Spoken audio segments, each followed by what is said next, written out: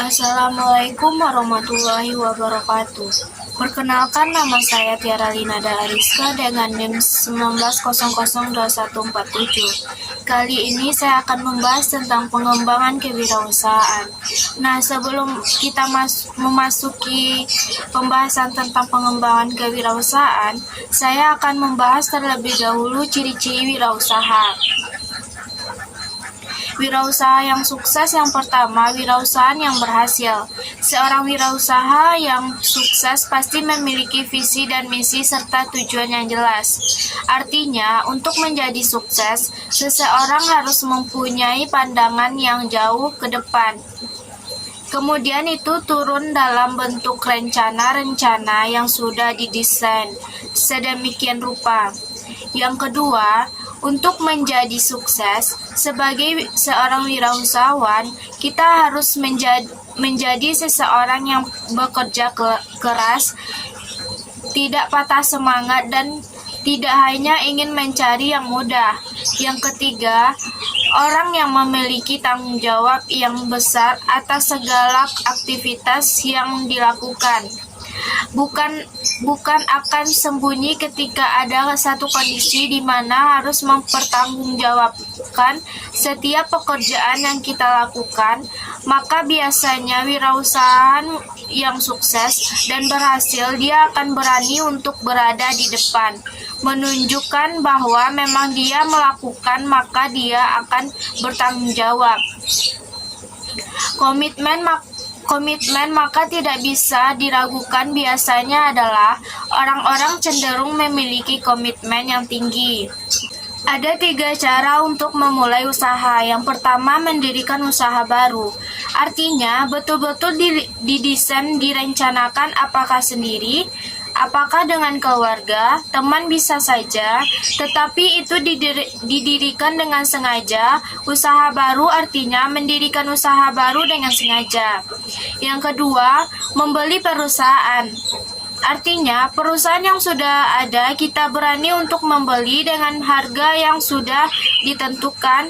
Apakah perusahaan yang sudah mulai kolaps atau justru memang si pemiliknya ingin menjual karena alasan tertentu.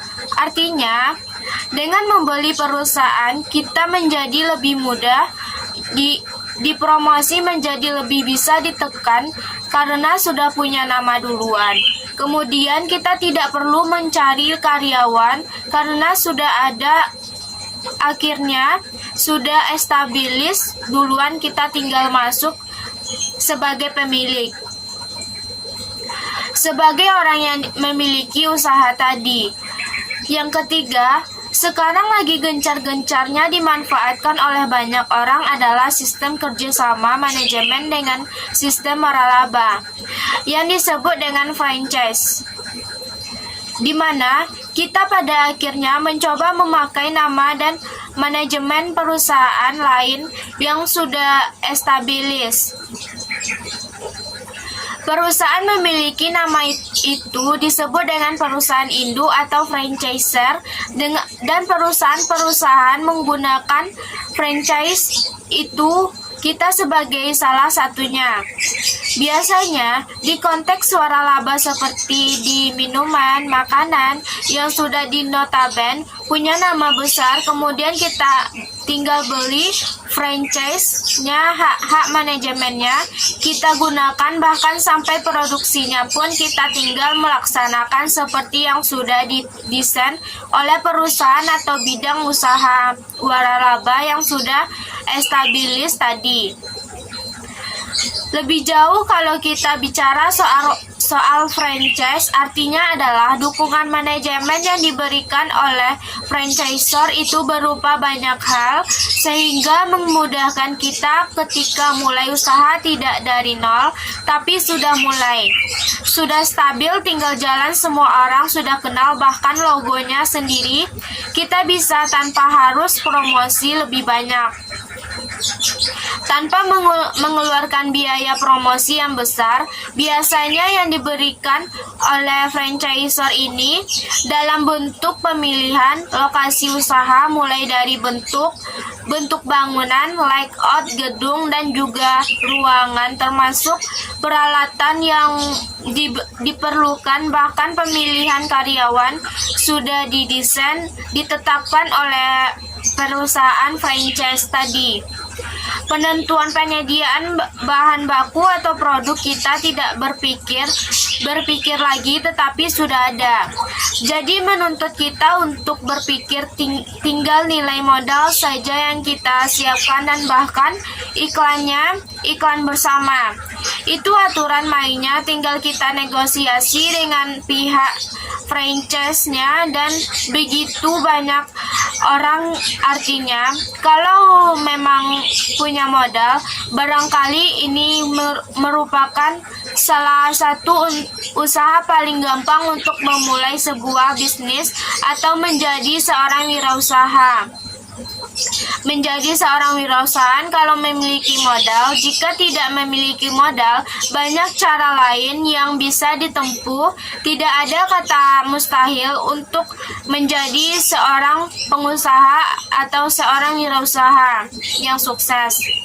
Ada banyak faktor yang menyebabkan kegagalan seseorang dalam menjalankan usahanya. Yang pertama, data atau informasi yang tidak lengkap. Jadi kalau ingin mendirikan usaha, termasuk persoalan hukum, kita harus begitu lengkap mendapatkan sehingga kita bisa nyaman menjalankan bidang usaha yang kita maksud, atau termasuk ke produknya, jenisnya, kemungkinan demi kemungkinan, siapapun pasarnya, siapapun marketnya, siapa yang dijalankan sebagai bahan bakunya, atau siapa yang akan kita ajak kerjasama. Harus lengkap semuanya, harus kita pelajari dan kita ketahui. Yang kedua, salah perhitungan. Salah perhitungan ini bisa menyebabkan kolaps. Misalnya, bahwa ketika kita ada di kota, misalnya di kota Bandung itu lagi booming dengan makanan jenisnya bakso. Bakso itu begitu dinikmati oleh orang dimanapun dan laris manis, kita melihat itu peluang. Lalu itu akan kita bawa ke daerah Sumatera. Hati-hati, artinya tidak selamanya apa yang cocok buat orang lain, yang booming di tempat orang lain, akan cocok di tempat kita. Jangan sampai salah perhitungan, termasuk misalnya di situ kotanya dingin. Wajar makanan itu menjadi cocok karena makanannya panas atau hangat atau pedas. Ketika itu dibawa ke daerah Sumatera, notabene adalah panas. Kadang-kadang selera lidahnya orang-orang di daerah Sumatera itu berbeda-beda. Dari sekian banyak faktor yang menyebabkan kita menjadi salah perhitungan, sehingga kenapa kita sehebat, tidak se-booming apa yang sudah dilakukan oleh orang lain di kota lain. Karena itu tadi kita tidak memperhitungkan secara detail. Salah perhitungan bisa menyebabkan kegagalan. Kemudian pelaksanaan pekerjaan yang salah, kondisi lingkungan tidak tepat. Bicara soal pengembangan kewirausahaan, kita lanjut soal modal. Pada prinsipnya, modal itu ada dua jenis. Yang pertama dalam bentuk materi atau uang. Artinya, ini diperlukan sebagai syarat untuk memulai sebuah usaha. Karena kadang-kadang tidak bisa dipungkiri, membeli sesuatu, membagi berbagai hal dibutuhkan uang. Modal dalam bentuk uang diperlukan untuk membiayai segala keperluan usaha seperti investasi, termasuk pengurusan izin, biaya investasi untuk pembelian aktiva tetap sampai modal kerja. Yang kedua, modal keahlian atau skill. Makanya, besar kemungkinan ketika ingin berhasil, carilah usaha-usaha yang memang di fashionnya itu kita.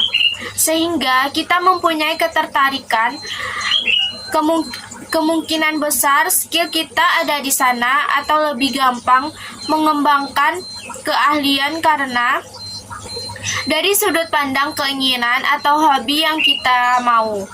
Modal keahlian adalah kemampuan seseorang untuk mengelola atau menjalankan usaha yang dipilih atau yang akan dilaksanakan ketika itu sudah menjadi suatu ketetapan atau satu pilihan kita ketika ingin memulai. Pada prinsipnya ada dua jenis modal usaha yang kita kenal. Yang pertama, investasi. Investasi berarti digunakan dalam jangka panjang dan dapat digunakan berulang-ulang dan biasanya umurnya lebih dari hitungan tahun. Artinya, dalam konsep modal itu digunakan tidak berharap pengembaliannya dalam waktu cepat. Yang termasuk dalam modal investasi jangka panjang. Biasanya digunakan seseorang atau para wirausahawan untuk membeli berbagai macam aktiva tetap seperti tanah, bangunan, mesin, peralatan untuk produksi atau kendaraan yang digunakan untuk kegiatan usaha atau proses mendukung proses usaha yang dilakukan dan itu tidak kembali dalam waktu cepat tetapi melalui pembelian. Investasi menjadi modal yang tersimpan yang akan menghasilkan dalam jangka panjang. Misalnya kendaraan. Ketika kendaraan dibeli, itu tidak kembali dalam bentuk rupiah, tetapi melalui kendaraan ini modal usaha menjadi lancar dan dia akan kembali dalam bentuk materi, tetapi dalam waktu yang sangat lama. Melalui inilah perjuangan atau proses produksi atau proses kegiatan usaha kita lakukan menjadi lancar. Sehingga dalam bentuk materi, meski membutuhkan waktu yang sangat panjang, misalnya hitungan tahun, tetapi dia akan kembali dan bisa berlipat. Apalagi dalam bentuk investasi tanah dan bangunan tempat usaha. Yang kedua itu ada modal kerja. Modal kerja sebaliknya digunakan dalam jangka pendek dan beberapa kali pakai dalam konteks proses produksi, artinya setelah dikeluarkan.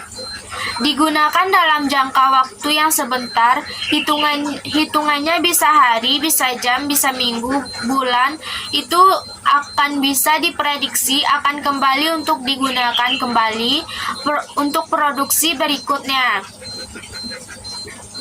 Modal kerja biasanya karena digunakan dalam jangka pendek dan dimanfaatkan untuk biaya operasional, dan pada saat operasional itu dilakukan modal digunakan dan ketika bentuk barang atau jasa yang dikeluarkan sudah bisa dimanfaatkan dan didistribusikan, dia akan kembali dalam bentuk materi untuk dimanfaatkan lagi pada proses produksi berikutnya.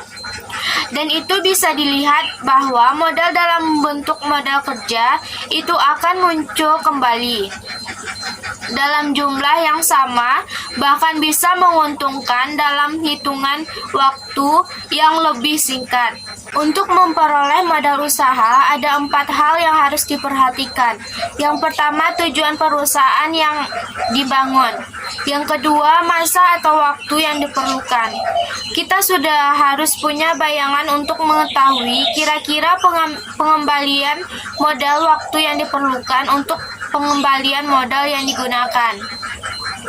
Jangan sampai modal yang kita pakai terserap tetapi pada akhirnya tidak kembali, karena bagaimanapun tujuan akhir dari sebuah usaha, keuntungan secara bisnis, jadi memang harus ada prediksi dengan perhitungan ilmiah yang memungkinkan bahwa itu memang akan bisa dikembalikan. Ada keyakinan dengan melihat, dengan menggunakan insting. Kemampuan membaca pasar dari usaha yang kita akan pilih. Yang ketiga, berapa besar biaya yang sebenarnya dikeluarkan secara matematis dan estimasi keuntungan yang akan kita peroleh. Yang keempat, estimasi keuntungan yang barangkali akan kita dapatkan melalui usaha kita pilih. Dapat dilihat dalam modal sendiri. Modal sendiri itu adalah modal yang diperoleh dari pemilik usaha atau pemilik perusahaan yang akan menjalankan usaha atau bisnisnya dengan cara mengeluarkan saham bentuknya ataupun tabungan sendiri. Artinya, keuntungan menggunakan modal sendiri ini adalah untuk membiayai suatu usaha tidak ada beban. Nah, kita dapat menyimpulkan bahwa seorang wirausaha harus tahu potensi yang dimilikinya dalam menentukan kegiatan usaha apa yang akan dia kelola. Potensi yang dimiliki setiap individu berbeda-beda. Bila seseorang dapat menggali potensi dirinya, maka dapat dengan mudah mengembangkan wirausaha. Terdiri dari kefokusan tindakan, keuntungan yang hendak dicapai, kreativitas dan inovasi, memiliki pengendalian emosi yang baik, memiliki sifat kebebasan, kerjasama, dan berjiwa sosial. Sekian penyampaian materi tentang pengembangan kewirausahaan. Jika ada kata-kata yang salah, saya mohon maaf. Saya akhiri. Wassalamualaikum warahmatullahi wabarakatuh.